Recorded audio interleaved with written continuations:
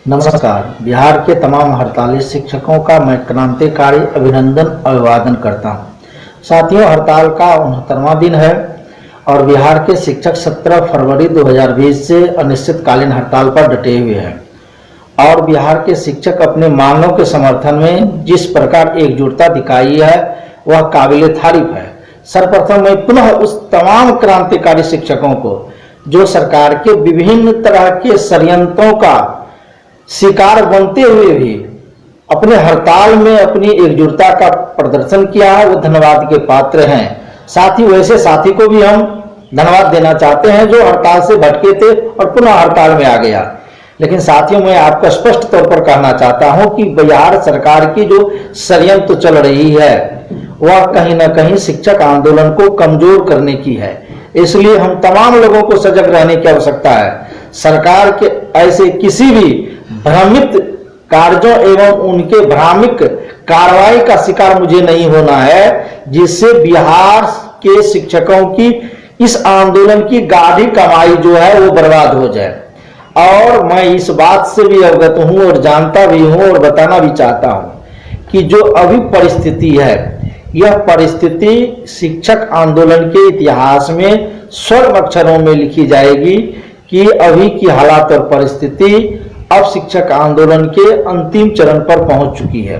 इसलिए कहीं भ्रमित नहीं होना है और सरकार इस आंदोलन को कमजोर करने के लिए कई षड्यंत्र रचते रहे हैं लगातार, जिसको हम लोगों ने भलीभांति अवगत किया है और देखते भी रहे हैं। इसलिए हम आपको इस बात से स्पष्ट करना चाहते हैं कि कल बिहार सरकार की शिक्षा विभाग की वीडियो कॉन्फ्रेंसिंग थी और सभी जिला के शिक्षा विभाग के अधिकारी ने बिहार के शिक्षकों की हड़ताल के संदर्भ में जो समीक्षा रिपोर्ट सम्मिलित की वह यह स्पष्ट कर दिया कि बिहार के शिक्षक अपने हक के लिए किस प्रकार कृत संकल्पित है, अपने हड़ताल में डटे रहने का उन्होंने इसका प्रमाण दिया है।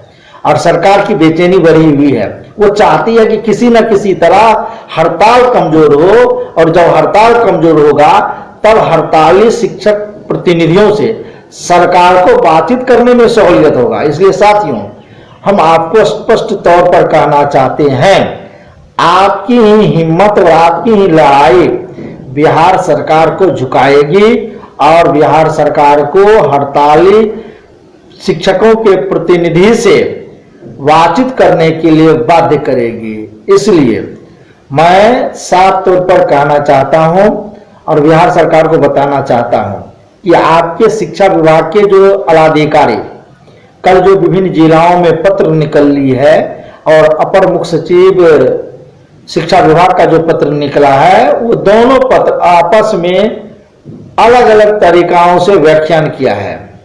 इसलिए साथी आप भ्रमित नहीं हो। अपर मुख्य सचिव का जो पत्र आया है वो स्पष्ट है कि शिक्षक जो हड़ताल में है अगर हड़ताल से वापस आते हैं तो उन्हें 9 वर्ग 9 पे के दायरे में रखा जाएगा। इसलिए आप सरकार की दमनात्मक कार्रवाई को समझ रहे हैं, इसलिए आपको ज्यादा बताने की आवश्यकता नहीं है।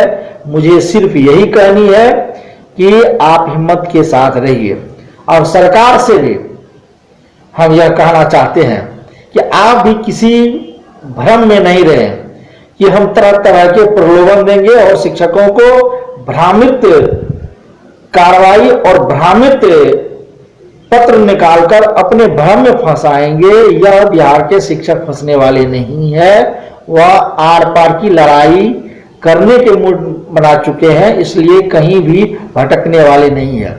और हम सरकार से चाहते हैं कि अगर वह शिक्षकों की समस्याओं का हल चाहती है तो सरकार निश्चित तौर पर द्विपक्षीय वार्ता आहूत करें और बिना वार्ता का शिक्षक आंदोलन की समाप्ति नहीं होगी, इस बात से भी वह अवगत हो जाए।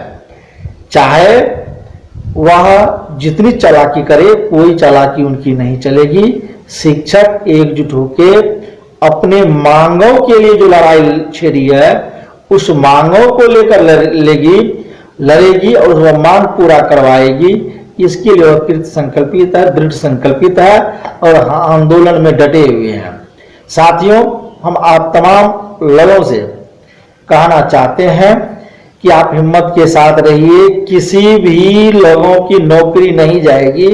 किसी भी शिक्षकों की जो वेतन वर्तमान समय में 9 वर्ग 9 पे का सरकार ने फरमान जारी किया है, वह पूरा कागज साबित होगा। इसलिए आप हिम्मत के साथ लड़ाई में डटे रहिए। सरकार को तमाम दमनात्मक कार्रवाई भी वापस लेना पड़ेगा और आपकी जो मांग है उन्हें पूरी करनी होगी। इन्हीं चंद बातों के साथ जय हिंद, जय शिक्षक एकता।